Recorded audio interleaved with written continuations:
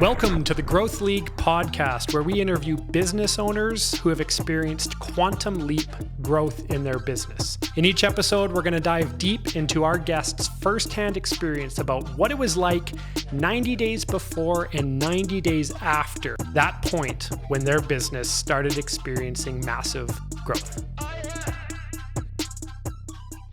Thanks so much for joining us, Jennifer. This is great. I've been looking forward to this one for sure. So thanks for joining.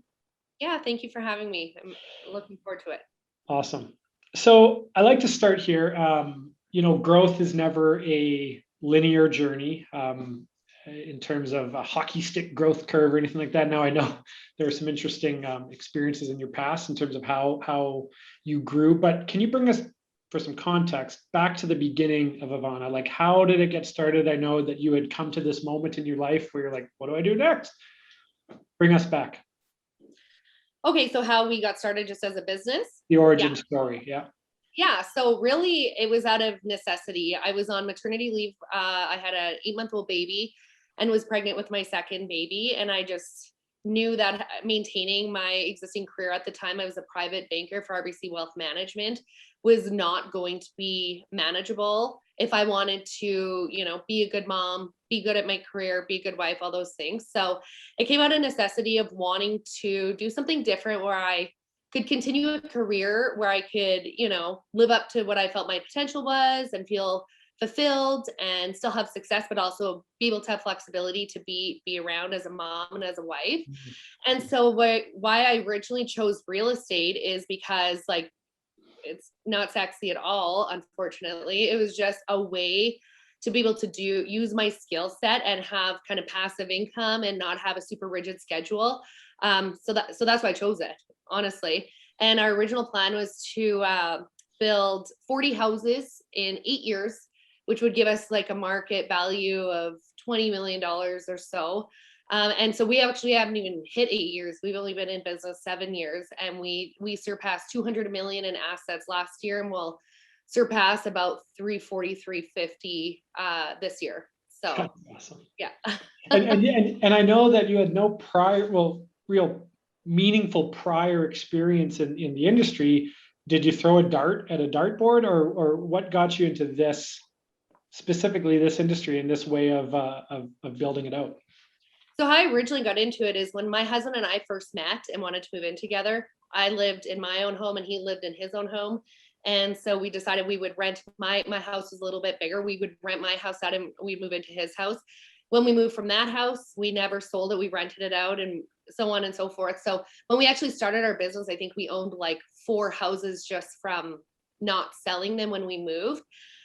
And so that's how we chose it. We were like, if you can make like $400 a month off each house and you can replicate this enough times, that seems like a pretty okay business, because then you have the flexibility, you're creating wealth, that seems like it would work. And so then we wanted to build new construction because we're young. And so we said, if this needs to last us like till we're older, we may as well build new. And so our original plans is that we would hire a builder. And it wasn't until we went and actually interviewed builders and kind of started getting some pricing where we were like, oh, this is pretty expensive. Like, I'm sure it's not that hard to build a house. And so that's honestly how it happened. At the time, my brother was a journeyman carpenter for a builder in the city. We approached he and his wife and said, hey, we're going to do this. This is our little plan. We're going to build 8 houses a year or 5 houses a year for 8 years. Do you guys want to do it with us? And so that's originally how it all kind of came to be. That's awesome. What was the first moment where you were like, oh shit, we got in over our heads, or was there ever? That's amazing. What was the big win that confirmed for you then that you are doing the right thing? Was there something meaningful that popped up? I think, we coming into the industry so naively and seeing some of the hardships we face by me being a female leader was also obviously super frustrating, but it also was like, wow, we have an opportunity. This industry is comprised of like one demographic, and that was middle-aged white men. And so very early on, we realized that us being different in our industry was going to give us a significant competitive advantage, and it did. And so when we got going, by like year 2, our business plan was already laughable because we had almost achieved like our business plan for 8 years, and like, I don't know the actual number, probably like 2 years it took us to achieve what we thought we could. And so we just kept kind of leveling up. Like once we got pretty good, I would say, at something, we'd say, okay, what's the next thing?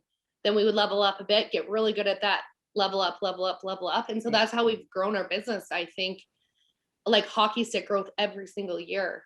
Was it always single family residences, or when did you make the move over to multifamily? So that was I think you told me once, well, I'll let you explain it, but I think you said it doesn't seem how it'll be any more difficult to build one where it can house 5 families. tell me. Well, yeah, we were working too hard. It was like by year 3 or 4, I think year 3, we built like 35 houses, call it. And it's like, wow, that's a lot of work to build 35 houses. You need to get building plans, you need to apply for permits, mortgages, all these things. And it's like, we're good, really good at this. And so we went from knowing nothing to being really good at this. Why don't we take this, business practice or our business model and just scale it up? And so at that time it was commercial light industrial buildings. It's the exact same process, really. Like the building code and all that is different, but as long as you have a good team around you, you can do it. And so we were like, instead of building like a $400,000 or $500,000 house, let's go build a $4 or $5 million building. It's the exact same, really, amount of work. So that's what we did for a couple more years. And then from there in 2008 is where we really wanted to pivot into being a fully purpose-led company. And so in 2008 is when we changed to focusing on the development of affordable housing with a specific focus on women and children.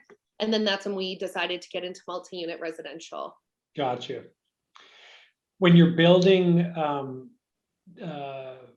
right now with the multi-family residential and fulfilling that purpose-led mission, what comes first, the cart or the horse, as it relates to building the building and then getting the tenants in, or do you have agreements in place? Like how does that whole thing work?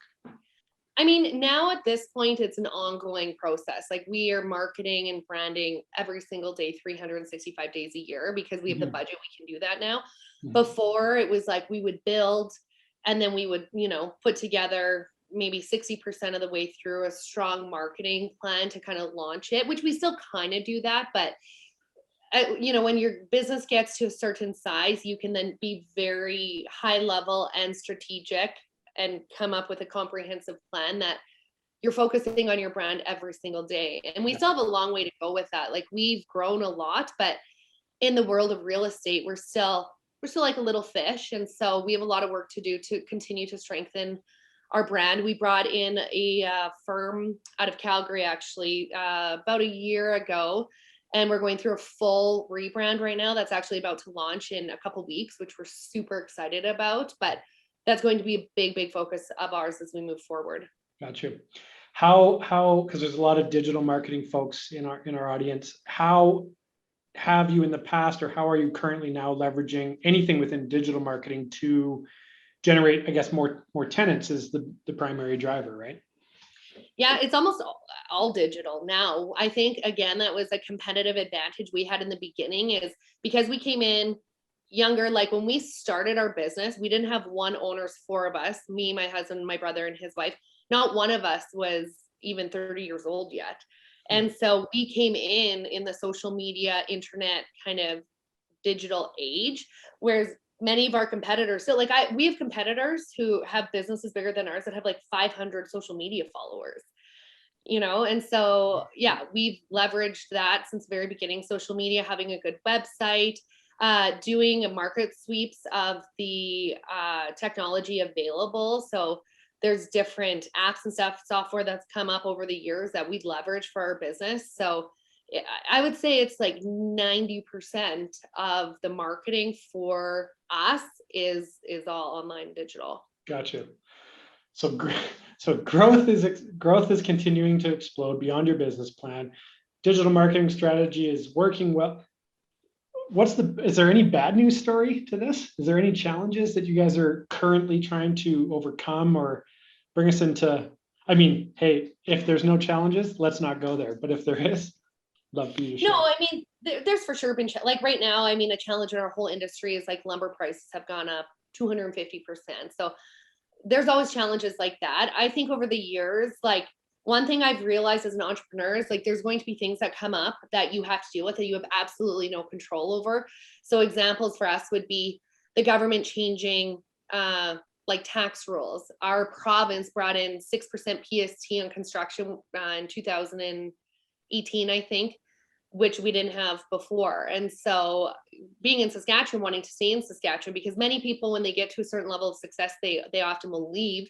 We really are grassrooted and we are headquartered here. We're not planning to leave here, but 6%, if you're building $50 million real estate a year, adds up very quickly. Right. So overcoming things like that, underwriting, financing rules, things changing like that. So it's just like constantly navigating and planning out different scenarios, modeling different scenarios in anticipation. So when they happen, you know, you can deal with it. But I would say a lot of our hardships too over the years have just come from people. Like we had some partnerships in the beginning, and being a fast-paced, high-growth company is exciting and people get attracted to that. But actually working in a company like that, I mean, it's changing all the time. It's very fast paced. Like it's a lot to handle. Yeah. And so that's been a huge challenge for us over the years.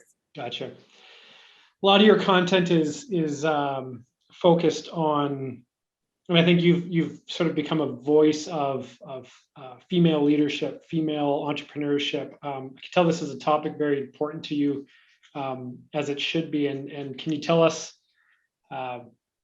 why you're such a strong advocate, other than the fact that you're a female entrepreneur? You know, this was something that's evolved over the years. So coming from banking, I felt like I kind of knew, I don't know, some of the injustices that females can face, but I literally did not have a clue until I came into construction. And thankfully, there must have been some really strong women before me in banking that paved the way, that I was supported in my career and promoted. And I was treated very, very well as a woman in the finance banking world, which at one time was, you know, an old boys club. And so constantly seeing like how I was treated differently and how I was not taken seriously, or how me speaking up and using my voice for things that I believed in and I had, you know, good educated opinions on, how I was just constantly shut down and not respected simply because I was a young female. Over the years, that happening enough times, it's just you can't. I don't believe in complaining about something if you're not going to do anything to change it. And so then what I also noticed as we expanded into Alberta is that the treatment of myself being female was completely different there than I've experienced in Saskatchewan. And so I started doing my research. Like very recently, I learned that Saskatchewan's one of 2 provinces left where pay equality is not legislated by government. So things like this. So Saskatchewan's a very conservative place. I have 4 kids. I don't enjoy the injustices I continue to face being female. And so I'm going to use everything in my power to change things, to pave a path that the next, you know, group of women can come up and aspire to be anything they want to be. The other thing is, you look in Saskatchewan, I try and find somebody like me. I actually went to WESC recently, the Women Entrepreneur of Saskatchewan organization, said, how many female-led companies have grown like over 10 million in Saskatchewan? And they think of like 2 or 3 people, including me. And it's just like, oh, if you can't see it, many people might not believe they can do it. And so we need more me's. We need more examples of women who have overcome these obstacles, women who had a dream and went out and got it and achieved it, to inspire, you know, the next generation. And so that's why we have achieved a good level of success. We're not yet where we want to be. We plan to grow our company to $1 billion. But we're doing well, and we want to use our platform and our voice and our story to inspire other people and show men that we, like, women can do it. We can do it as well. For sure. Well, you're leaving no doubt in your journey, in your path here. Your kids are, sorry, daughters, sons, mix? So I have 2 sons who are 3 and 5, and then 2 daughters who are 6 and 7. Okay. And are you Yeah. seeing them seeing you, Oh your yes. daughter specifically? You know what I mean, Like, right? oh yes. No, it's crazy. My 7-year-old is literally like a little feminist. Oh, seriously. She learned last weekend what a shotgun agreement is and a unanimous shareholders agreement and was telling my mom all about it. Like, but she asked me questions because she sees me, and I've worked from home. Part of the reason obviously I started my business is I wanted to be there with my kids. So I've actually worked from home predominantly since I started my business. And so she's witnessed a lot of very interesting conversations. Both she's kind of the only one that's really interested in this stuff yet. I'm sure as the younger kids get older, they will too. But and she asked questions. She's like, why did that guy speak to you that way? Or why she doesn't understand why we have a boy prime minister and a boy president.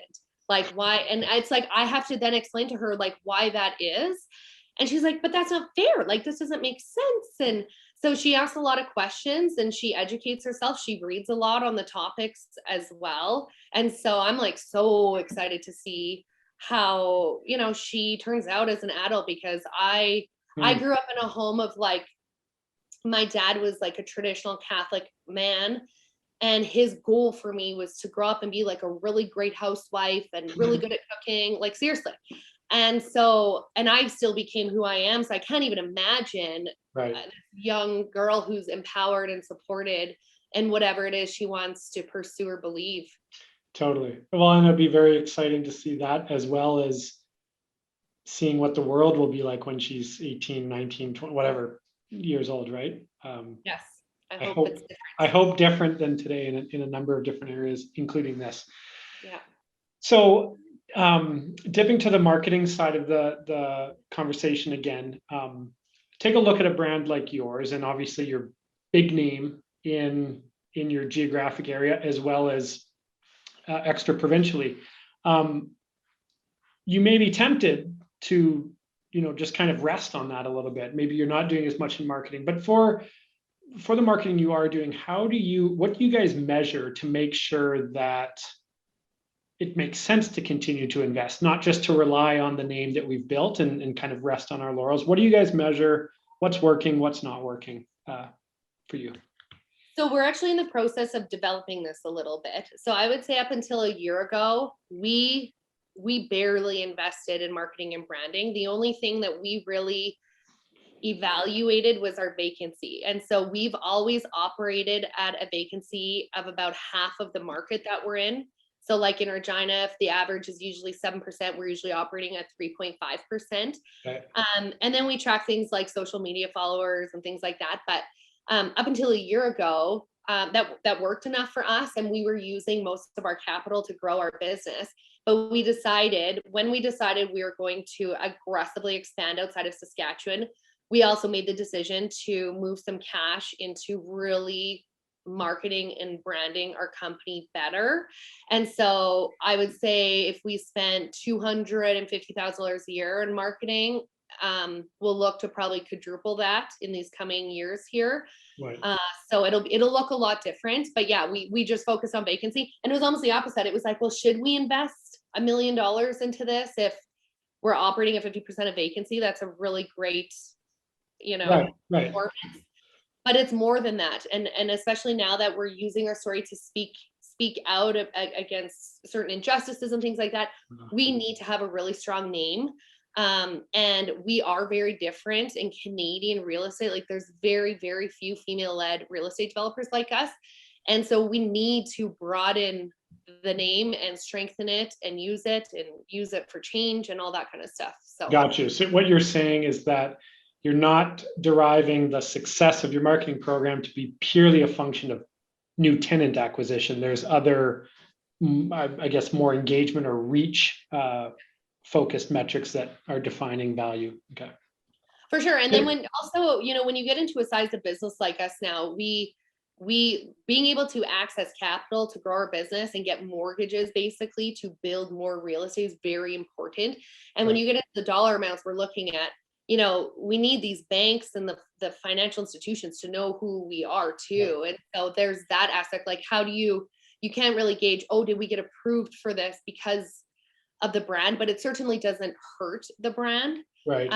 And so, and I think that's a, a big part of our industry overlooked is like the name of the brand and the feeling of your brand and your culture, your values are so important, For sure. but it's hard to track. And so many people don't invest in it because they don't have like a tangible. And then that's the other part where most organizations that are at the size of us either have investors or they go public. And Right. so we're very, very rare in that we're a private family enterprise. We have no external investors at this size. And so we can make decisions that are value-based that have no direct rate of return because it's our money. Right. Right. Yeah. If you only were going to measure the success of your program marketing efforts on tenant acquisition, you would be limited at some point. There would be a glass ceiling, right? Because you don't have the supply available to house all the tenancy. If you dwindle that 3.5% down to 0%, then you have nothing left to say. But you're saying you can take that opportunity to strengthen the other components of your brand within the minds of others outside of tenancy, right? Exactly. Yeah. Okay, gotcha. Yeah. So, when I'm talking to business owners that have experienced growth like this, and there's always that mountain in the distance in the future. What is the thing that's pulling you guys? You mentioned the $1 billion, but what else specifically is sort of defining the next mountain that you are looking to climb? I would say the $1 billion plan is it. We as an organization make value-based decisions every single year. So we offer great homes to people, we offer great service, we offer housing to women and children who probably otherwise wouldn't be able to access nice, clean, safe housing.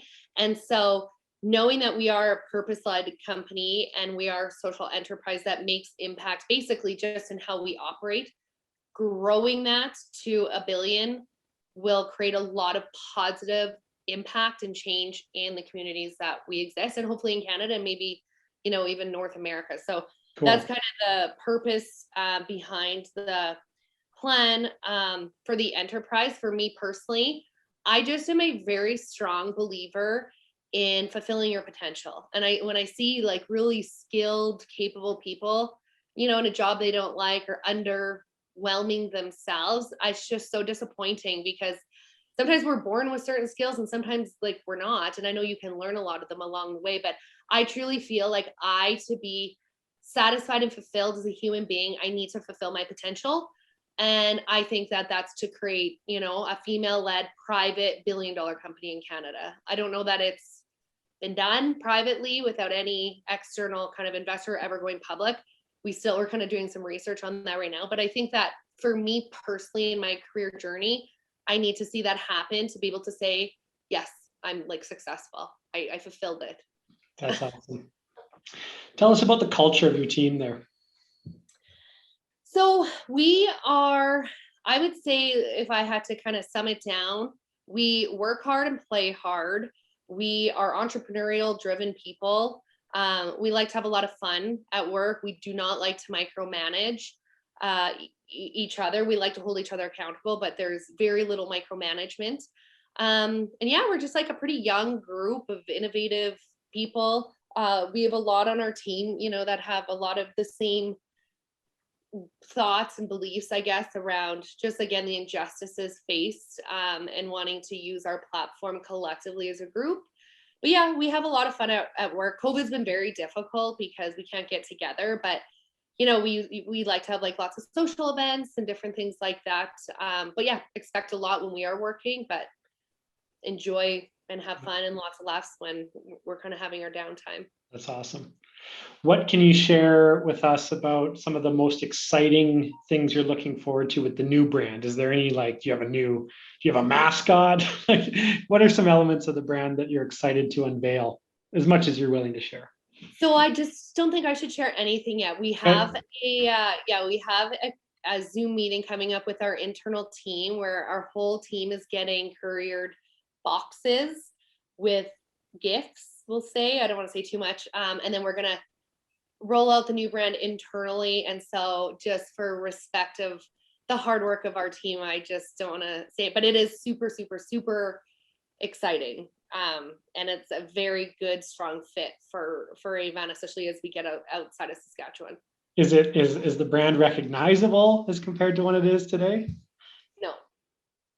And remember, Like we're not going to release this until probably after you've had this Zoom meeting. So okay.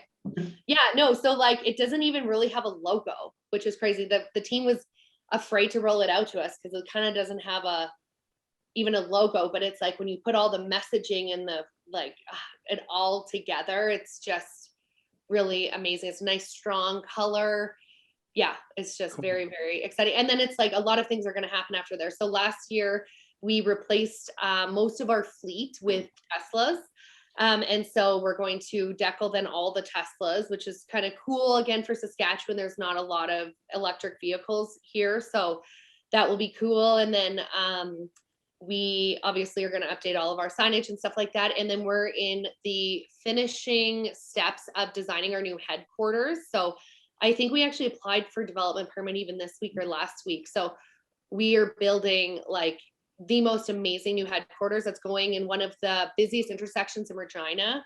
And so this will kind of be like a prelude to that, because I think it's really going to shift how we do business at Avana. It's a full co-work kind of office space, 10,000 square feet. There's a big kind of reception area where we'll host meaningful events, and yeah, it's gonna be really cool. So yeah, creating a space for you guys to live into your mission of what you're trying to do here, which is so far beyond just putting people in housing, right? oh, it is. Yeah. Yeah. And the nice thing too about our expansion, and again, that we don't have any partners involved, is as we expand into other locations, we'll hire the, property management team to obviously work in those markets, but we're retaining the majority of the jobs that the expansion creates that will be headquartered out of Regina. And so there's going to be a lot of really exciting positions, open and being created here in Regina. Yeah. And then as we are hiring teams, we'll bring them to the headquarters to get trained by our team. And there'll be a lot of kind of movement in and out of the city of Regina, which again, I mean, lots of people when they get to our level might headquarter elsewhere. And we're planting very strong roots here. And yeah, it's gonna be super exciting. I'm excited to see that. That's really cool. Yeah. I like to ask this question. Okay, so did you personally grow up there? Yeah. Okay, where was like your hangout spot when you were 18 there? Like a cafe or a restaurant that you would go to a lot? I don't know. Well, Kate, I actually moved to Alberta for like a couple years. That's where I lived when I was 18. But when I actually moved to a small town like half an hour outside of Regina when I was 10, and then I moved back to Regina the morning after my grad party. Growing up, but it was so good. Like living in a small town, there was a lot of, like farming families and traditional kind of farming community, we'll call it. And so I learned some really great values, I would say, there, and roots, but I also learned what I definitely did not want my life to look like as well. So yeah, I was kind of a shithead teenager though. Like we had fake IDs and that's what we would do. Go to the bar at school. That's awesome. The reason why I asked is, let's pretend there was a cafe that you always sat at, and you could go back, you could teleport back from today till now, and you see 18-year-old Jennifer sitting there being a shithead. You have 30 seconds to talk to you. So today's Jennifer has 30 seconds to talk to 18-year-old Jennifer privately. What are some things that you're telling her? Maybe some warnings, some tips, things to remember. What would you say? So I think the biggest thing would be to follow your gut. And even if, follow your values, your intuition, don't let other people tell you what you should be doing. I made a lot of mistakes doing that, I would say. And, well, that's tough. Don't let the negative pressures impact you or have any negative like effects on you and your mental health, anything like that. Because if you're going to trailblaze, there's going to be a lot of haters. And I used to let that get to me to the point like I was not well almost. So yeah, I think I would just say that, like, live your life, follow your own intuition, and let the haters hate. It says more about them than it does about you. That's right. That's awesome. Are you a woman of any specific routines in the morning? No, You just that's wake up and fly by the seat of your pants, huh? yeah, I'm the worst routine.